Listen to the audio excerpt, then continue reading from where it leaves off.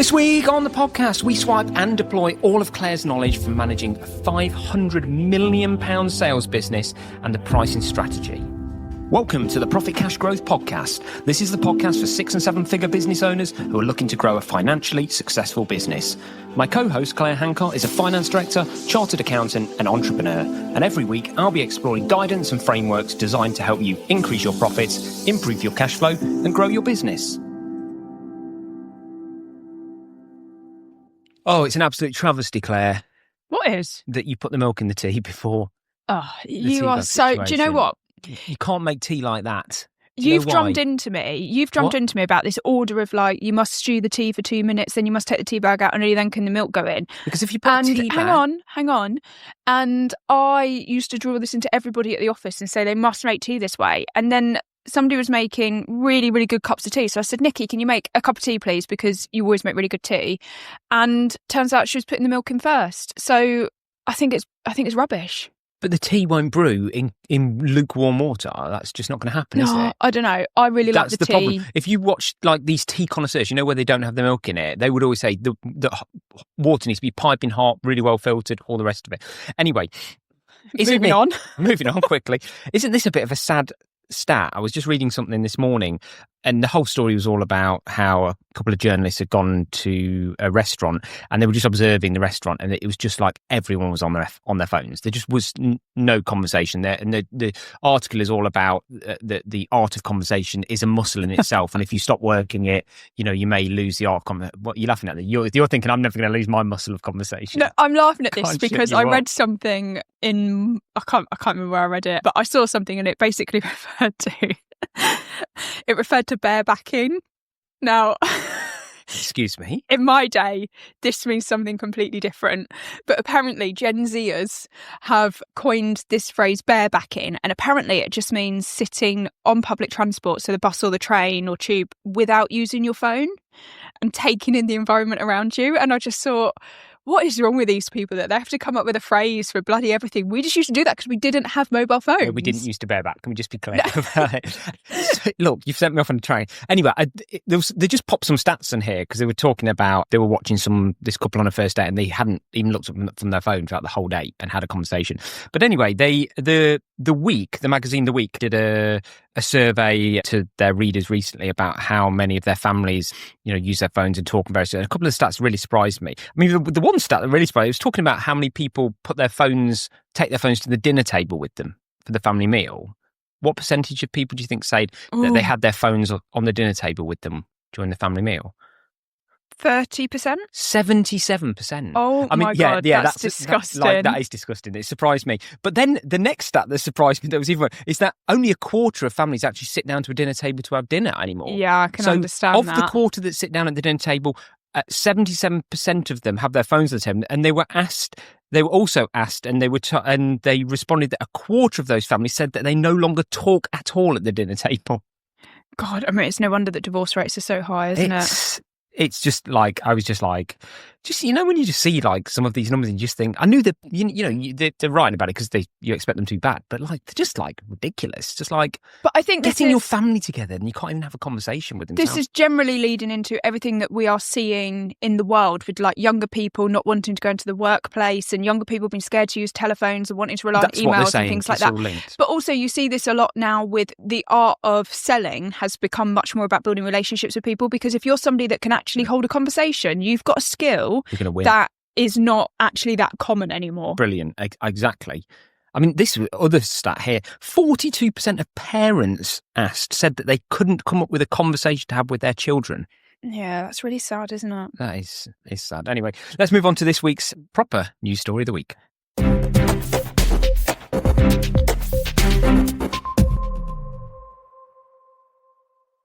So this week, Claire, the news story of the week is capital gains receipts fall 10% as the wealthy exit the UK. The amount of capital gains tax paid to the Treasury over the past years dropped by more than $1 billion as fears of a growing exodus of wealth from Britain. According to data from HMRC, they fell from $13 billion in the 12 months to March, down 10% from $14.5 billion in the same period last year. What do you think about this? Fake news. fake You news. can't just say this every week now. No. Go on. Well, Tell us this what is your why view is. I think what I'm loving is that you're organically bringing these stories to the table that really hit home how important it is to really get into the numbers and understand what's happening. Because actually, if you go back over the last 20 years of capital gains tax receipts that the government's had, it has been climbing steadily every single year. And then back in 2022, I think it was, there was a massive peak. It went from about 11 million up to like 13, 14 million. And it was this change in BADR when that was reduced from 10 million down to 1 million. Okay. So they saw this massive peak. But actually, if you go back 5 years, the average has probably been about 10 million. So just because there's 1 or 2 years where that's much higher, I'm not quite sure that they can say this is all down to people exiting the UK, blah, blah, blah. I agree that there probably is an element of that in it. But I also think this is probably just capital gains tax receipts returning to a normalised rate for the current circumstances. But given that we've seen inflation of 50%, wouldn't a normalised rate of capital gains receipts be more than 50% higher and more, not dropping or returning to what they were pre-inflation? No, because I don't think it really don't works. Say no just because you works don't like that. Like right. assets don't, all assets don't necessarily track inflation. Completely. That is the point in an asset. The best asset tracks it, and the very best asset beats inflation. That is entirely the point of an asset. But not on a month for month basis. Generally, you have to hold the asset for a certain amount of time. If you sell at the wrong time, you're going to be lower. If you sell at the right time, you're going to be up. But year on year, well, let's put it this way: you could not argue in a million years that year on year the stock market, the S&P 500, I mean, it's up 25% year on year. So shouldn't arguably capital gains receipts be up 25% on what they were, and they're down 10? So isn't it even more scary? Isn't there an argument to say that the exodus is even more acute than it should be, because actually assets have absolutely boomed in the last year, and the biggest assets that people hold are stocks and shares? Well, I can't. Obviously, I'm not going to comment, but I think what we would need to do is break down that number of 14 billion, break it down into the source. Yeah. Because how much of that is coming from second landlords selling off? And obviously there was a change in capital gains tax. The rate was reduced, wasn't it? About 18 months ago, the rate was reduced. So how many people sold off because there was a reduced rate? And therefore that was the peak, and actually everything else has just stayed the same versus, how many people are actually holding stocks and shares now? They're not selling them off. They're not leaving the country. They're just holding them. But isn't that also, I think I agree, the connection to, it's an exodus from Britain, but we know that's a fact, so there is truth to that. But we don't know that's driving this number. No, I think actually you've just hit the nail on the head exactly. I think what's driving this number is what we see every time. When capital gains tax goes up, what people actually do is they hold rather than sell. In more so than they've ever done before. The best way of driving money into the exchequer would be for them to have effectively a capital gains amnesty for a bit, where they said, do you know what, we're going to put a 20% reduction on all capital gains, but it's only going to last the next 12 months. That your receipts would absolutely boom, because people would sell those assets they've been waiting to sell, knowing that it was only it's a bit like the temporary stamp duty cuts and various things like that. And I'm amazed that we don't see more of that from governments that need money in the coffers quickly, that they don't put these time-bound reductions in tax, knowing that. And again, I just think it's the fact that they just don't get how human psychology works. They're thinking too much with numbers and too much as an economist, and not enough about human psychology and how human psychology works. Yeah, I do agree. But I think that what is really important when you're taking any number, any headline, anything in life, is that you understand the difference between correlation and causation. Is there just a correlation, or is it actually the cause of the reason why that number is doing that? And I think with this, it's a correlation that there is a lot of rich people leaving the country, but it's correlated with the fact that capital gains tax has changed rather than the fact that it's causing capital gains tax receipts to drop. I agree. Great. Well, let's move on to this week's deep dive, Claire.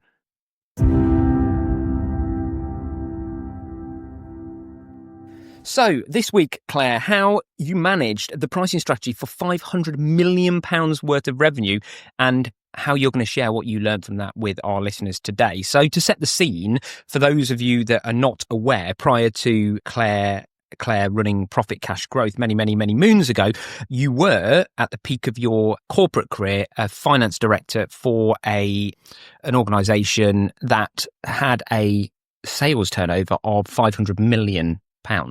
And one of the things that fell under your remit, which I think a lot of people would be very surprised about, is actually setting the pricing of the products within that organisation. So you had a whole pricing team who were responsible for analysing and setting and understanding what the pricing of those products would be.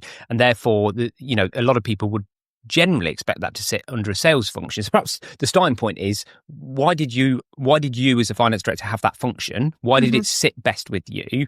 And then we'd love to sort of go through 4 or 5 points of things, little nuggets of wisdom that you've learned about pricing at, managing such a high volume of revenue that you can share with listeners. Yeah, so I think just in terms of transparency, the turnover of the UK subsidiary was probably about 150 million, but I was the group finance director, so I was responsible for the European operations as well. And when I joined the organisation as sort of finance manager many years ago, there wasn't a pricing department. And for context, this was a distribution company, distributes electrical components around the UK, very specialised components that go into like machinery and manufacturing and things like that. There wasn't really a pricing department. Pricing in terms of like setting up discounts and things like that on the system sat with the individual salespeople and with the customer service team that did some of the admin. And when I came in, I think, I wasn't the only person in the business that was particularly interested in data, but I think it's fair to say that I was probably the loudest in terms of talking about what data and systemization and things like that could do.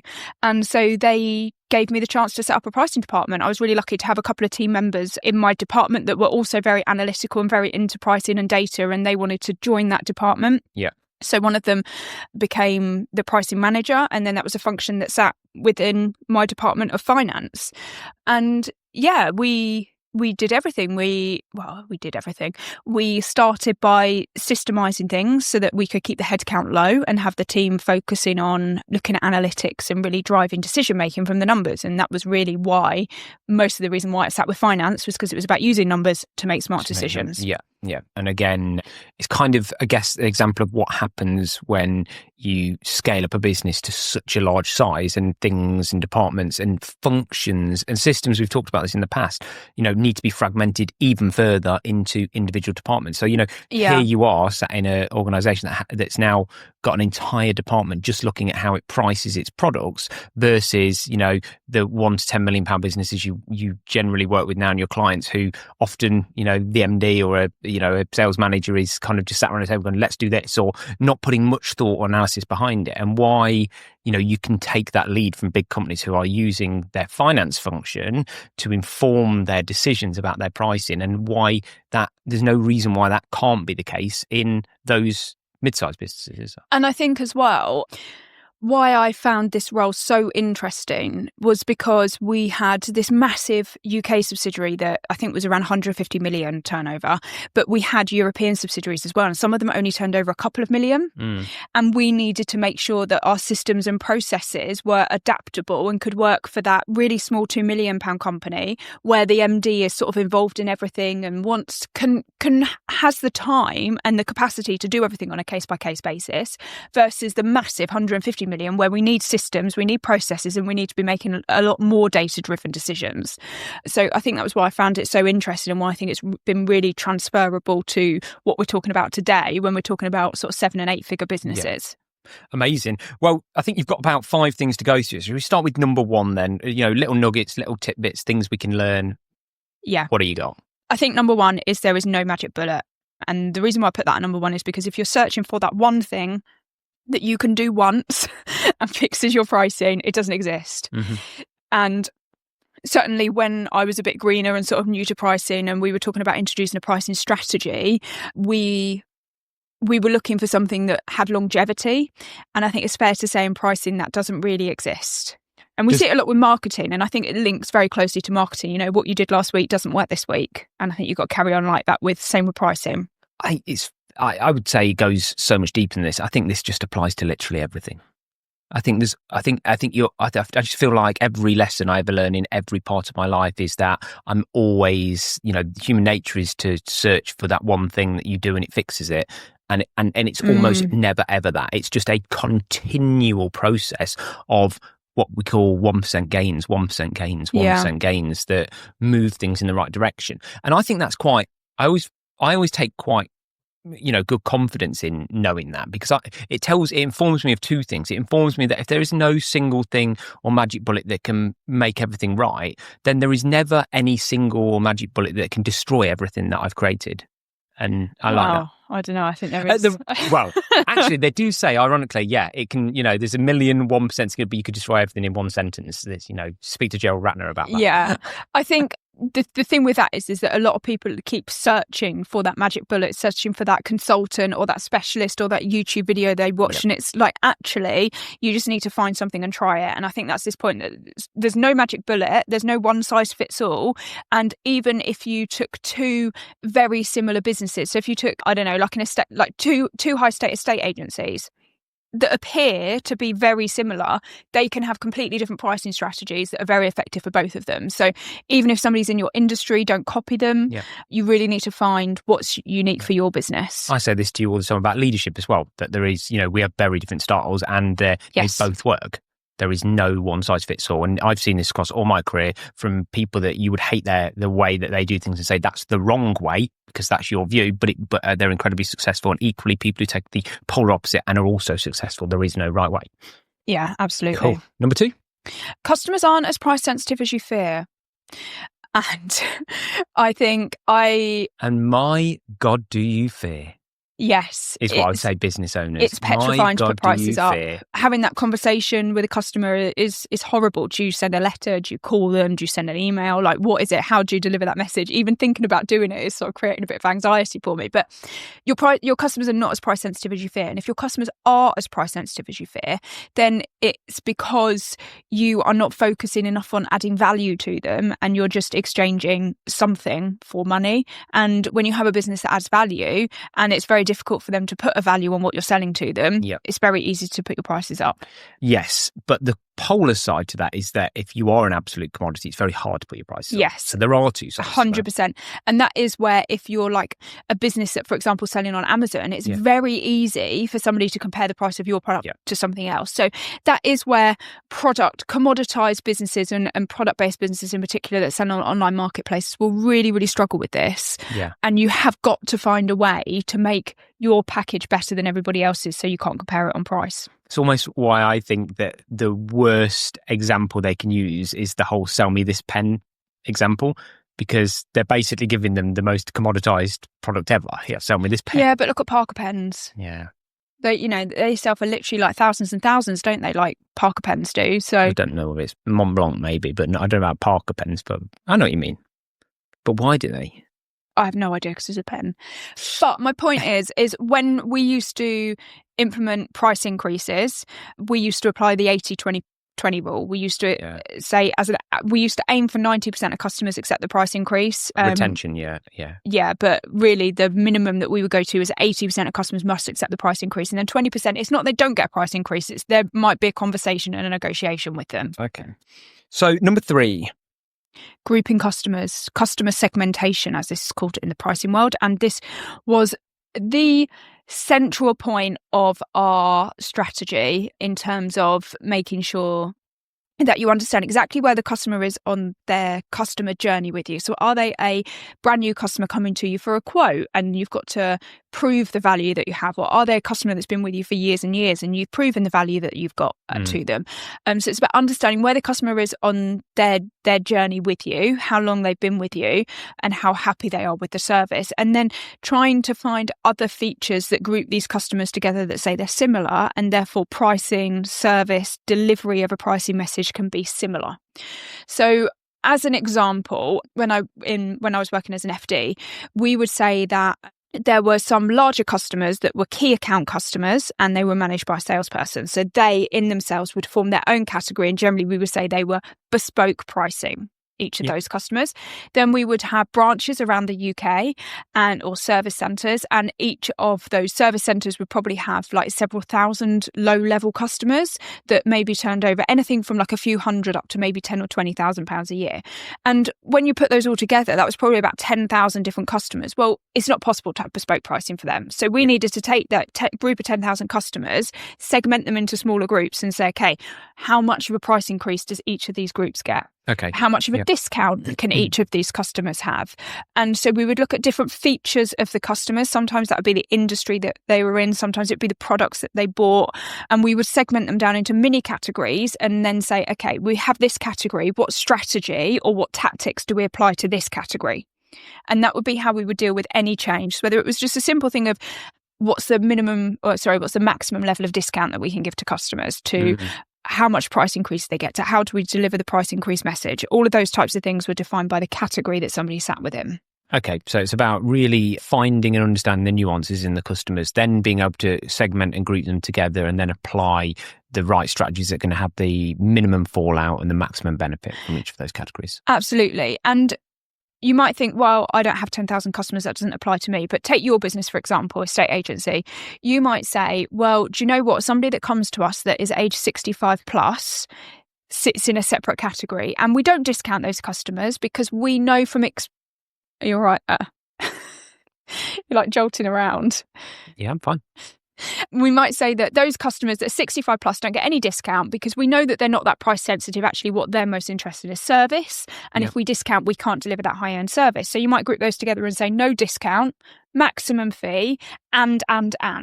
So, they get this and they get that, blah, blah, blah. They get different touch points. They get different ways of communicating. Or I would say that my argument would be that they are more likely to have sold a house 2 or 3 times before. So value the experience that they're about to get. Whereas a first time seller won't understand until they've been through the painful process. They won't understand the true value of an estate agent. So therefore be more price conscious and perhaps be treated differently. So that's an interesting point. And you might say, for example, you've got leads that come through Get Agent, haven't you? That's like a sort of comparison website for estate agents. And you might say, well, when a lead comes through Get Agent, we automatically give 20% discount because we know that we're in a competitive situation and they're going to get 3 quotes from 3 agents. So you can start to see how your pricing is defined by the characteristics and groups that a customer would sit within. Your groups don't need to be massive. And I would say for a small business, you're probably going to want somewhere between 3 to 5 groups, unless you're a product business that's shipping like thousands of products a year. Then you're going to need something a bit more complex. But for most small businesses, I'd aim for sort of 3 to 5 categories. And we have it in Profit Cash Growth. We have 3 different levels of service and we put customers into the 3 different groups. It defines the pricing that they get and also from a customer service perspective, the sort of service that they get for that as well. Great. Number 4? Number 4 is pricing isn't about finding the perfect number. It's about creating a system that adapts, learns, and gets a little sharper every time. Well, that doesn't sound clear. So clear it up for me, Claire. So, as we said at the start, there's no magic bullet to fix everything. What you're going to find is that you're just going to try things. Okay. And you need to understand when you're trying something, what the worst case scenario could be. Make sure that you model that. If we put our prices up by 10%, how many customers could we lose? Yeah. And that you can accept the worst case scenario. Exactly. So once you've modelled it and you're happy with it, you're going to run it, but you have to track the statistics. Okay. Yep. You absolutely have to track the statistics, see what happens. And, if actually you put your price up 10%, you only lose 1 customer, well, next time put them up 12%. Or 15%. And it's that kind of thing of these like tiny iterations. And I think that's pretty much what business really is about doing something, seeing the results and doing something slightly different next time to try and get a better result. And that is really what pricing is. So we just used to do these tiny little tweaks here and there. Sometimes we just nudge customers' discounts down every quarter by 0.5%. And 9 times out of 10, nobody ever questioned it or noticed it other than our internal sales team, which was bizarre. No customer questioned it, but our sales team were. And do you know what? If you do this well, what you're describing is one of the Michael Porter's principles that in 10 years' time, you've built a really big moat around your business. Because what you've done over 10 years of tiny incremental improvements in the pricing strategy and the business in general is you've created a business where whoever comes to compete with you has to start from year 1 and doesn't have those 10,000 iterations of, honing the corners, rounding the edges of the business constantly to get to where it is. And that's, I think, business owners should always have confidence that have been in the business a while, that when people come along, they're on that same journey. And this is why there is no overnight successes. This is why there's very few unicorn businesses. Everyone searches for this and gets really frustrated that, it's the old saying, they overestimate what they can achieve in a year and underestimate what they can achieve in 5. And that's never been true, isn't it? It's because of these processes that sit in every business. What's important is that you you are doing these processes in a disciplined way, constantly, day in, day out. You're not just doing nothing, but you're constantly looking to do those tiny little things and tweak. Yeah, it's like a part of my role when I was the finance manager was to go round to the different branches in the UK and sort of do pricing, not really training, but more like pricing awareness, like share numbers that really hit home with some of the sales team about what was happening. And so some of the key messages I would deliver was what would happen to the profit of the business if everybody discounted 1%. Yeah. And that 1% in a massive organisation that's maybe making sort of only 6% net profit on the bottom line, because this is a huge 100 million plus business, maybe making 6% profit after taxes, etc. Well, 1% on the top line takes off like 18% of your profit. Yeah, and it's sharing crazy. That number with them. They were like, whoa, okay, that 1%, they think that 1% doesn't matter because it doesn't make a lot of difference to the sales number, but on the bottom line it's huge. And vice versa. I mean, this is what I'm going through at the moment, where we put our fees up by 20%, but we know that 19 of that 20% will drop straight to the bottom line. So it actually pushes our profit up, theoretically push our profit by 50%. Yeah, because of the, not double, but 50% because of that effect. And it's the same in both ways, like you say. When you discount. Another thing we used to do is have a look at the discounts that were given to customers.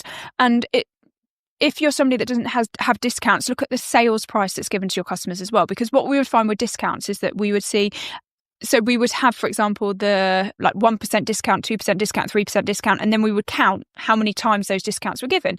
And time again, there were these humongous leaps on the graphs when we looked at 5%, 10%, 15%, 20%. It's like, well, why did you not give 17.6% discount?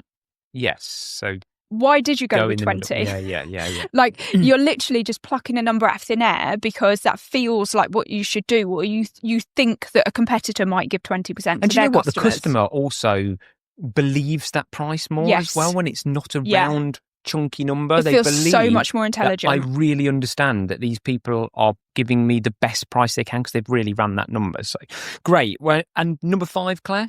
Is rarely does it make sense to set your prices based off your cost base. We've said this many times before. This is the cost plus method, as you've taught me in the past, which is a terrible way to set pricing, isn't it? Theoretically.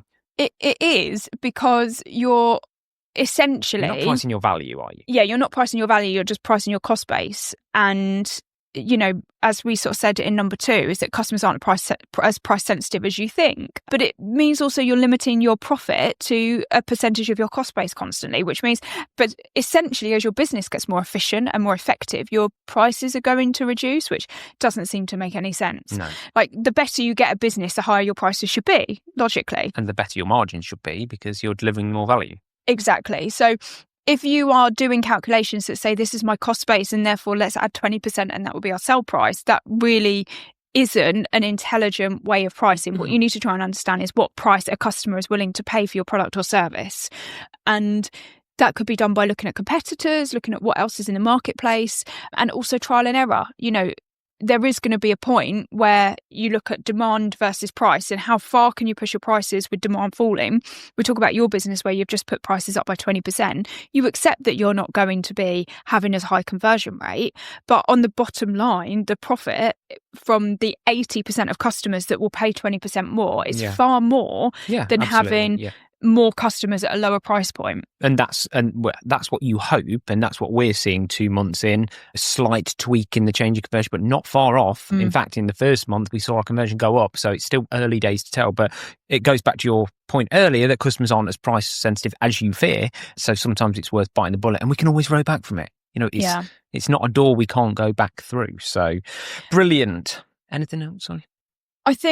I think one of the things we've seen, for example, is that what you've got to be careful of is that your pricing is closely linked to the service that you're delivering your customers. And if you don't have that connection, so if you've got really high service, but your prices are just mainstream and run of the mill like the rest of the marketplace, then you're doing yourself out of a lot of money, because if you've got a really high service, charge for that high service. But likewise, you can't just increase your prices if you're not willing to put your service level up. Yeah. And we saw this, the classic example that we talked about before is our window cleaner, where, we live in a really nice bit of town and we've got a fairly nice house and we want to pay for convenience. I said to him, he's not a window cleaner as far as I'm concerned. He's a home maintenance package is what he's selling to me. That's how I think he should have branded himself and that's what he would have sold. So he put his prices up. He was charging us a premium price and essentially didn't deliver on the service. So then we get pissed off and we go elsewhere. And that's what you've got to be really careful of, is that pricing can never sit in its own silo. It's got to sit alongside the customer journey and the customer experience and the level of service that you're delivering. Great. Well, I think it's fair to say that if your current accountant isn't talking to you about these things, that you are leaving tens of thousands of pounds on the table if you're £1 million plus business, isn't it, Claire? I think what most accountants will do is they will tell you, they will just state something like, you're not charging enough. And it's like, okay, you're not charging enough, but you've just said next? That this conversation is ongoing. This, it's a bit like listening to this podcast today. You can't just take this information. Actually, this is about your accountancy, supporting you month in, month out with these pricing conversations. What you've got to do is, at the end of the day, as a business, you've got to build up this bank of trial and error. Yeah. Okay. And as a business owner, you can do that yourself and you can try things and they're going to fail and maybe 1 in 10 might work. And that's the reality. It's not that you're doing anything wrong. It's just that's the reality of what trial and error is. Yeah. So try lots of things. 1 in 10 might work. You move forward with that and you keep trying to improve on it. But you need the right analysis to go with that. Or you can shortcut that by leaning on other people's knowledge. So somebody like me, for example, who's done pricing in lots of different businesses and sees lots of different businesses and sees what does and doesn't work, I can help people shortcut that because they'll say, I'm thinking about doing this. And I'm like, oh, well I saw so-and-so do that and that didn't quite work. But what we did is we tweaked it this way and it was really effective. This is what I always think the massive leverage of working with an outsource sort of finance function like yourself is versus doing it in-house. Because there are, obviously having it in-house is fantastic. But one of the big benefits is you just see so much. You've been down the rabbit hole with millions of other businesses. Not quite millions. Well, not millions, but lots of other businesses. And, so you can say, so-and-so tried this in an industry similar to yours. This is what happened. So you can actually, as a business owner, really shortcut these things by, like I say, leveraging your knowledge of your organisation there. Well, thanks for that, Claire. And let's move on to this week's Profit Cash Growth Extra.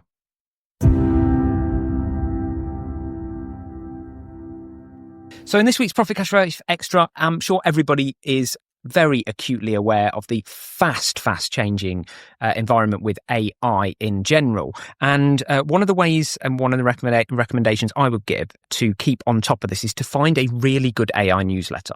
I've tried 3 or 4 different ones and I've settled on one. I unsubscribed from the others, and the one that I really like, I really recommend, is called Superhuman. So if you Google Superhuman, they have over 1 million different subscribers. It's a daily newsletter that drops in your inbox. If I'm honest, daily's a little bit too frequent for me. So I think you can do some tweaking and get like the weekly roundup version of what I wrote. Highly comprehensible, very much aimed at people without very high AI knowledge. It really breaks down all these different things that are going on in AI, the different tools, software available, prompts you can use, all these just cool ideas. And even if you just save it up and just try and read through some of the newsletters in your downtime, it just keeps you abreast of what's going on in what is a very, very fast-moving market industry. And I guarantee you'll pick something out there that you can swipe and deploy into your business at some point. I've certainly found a few. So for me, that's Superhuman. Have you got an AI newsletter, Claire, or how do you stay in touch with AI? I am actually... what do you do? Sometimes there are like little moments where I think I really love you. Why? Because I just don't know that you do these things. And it's just, I think, quite endearing. Like, you still surprise me every day, even after all these years. Well, you've got it. I mean, this is just like, somebody said something the other week. I thought, really, this just completely will open your mind. And he said that AI is going to do one of 2 things. For those that are on board with AI, you are going to literally be running the race like Usain Bolt. For those of you that are ignorant to AI, it's going to be like tying your shoelaces together and letting you run the race. Mm-hmm. What he means by that is that you can either become a producer with AI or a consumer with AI. AI is going to become so interesting and distracting for people if they want to become a consumer, that their productivity will fall through the floor and they will sit all day playing with AI games. We see it all the time now. So, something comes out, these packaging things, like these people bloody are putting people Barbie in box toys images. and people are messing about with AI in a way that is not moving their life forward at all. They're tying their shoelaces together and trying to run the race, whereas the businesses that really embrace this are just going to be like the Usain Bolts. There is going to be this massive inequality divide that happens in the next 10 years between those that embrace and get on board and those that let their shoelaces be tied together by it. And I think, I know which side I'd rather be on. So, yeah. Get ahead of it and subscribe to a daily newsletter. So thanks for joining us for another Profit Cash Growth podcast. As always, if you feel like you might have outgrown your current accountant, you'd like to work with Claire and the team, pop over to the website, profitcashgrowth.com. And as always, please listen back through any of the podcasts. We try to keep them as evergreen as possible in the deep dive so you can learn and educate yourself on your business. I'm sure you'll find value in all and every one of the episodes that we put out. And as always, we just ask you to rate, review and subscribe. And please just share this episode with one friend who also owns a business and just say, mate, you are going to learn so much from these guys, and we'll see you again next week.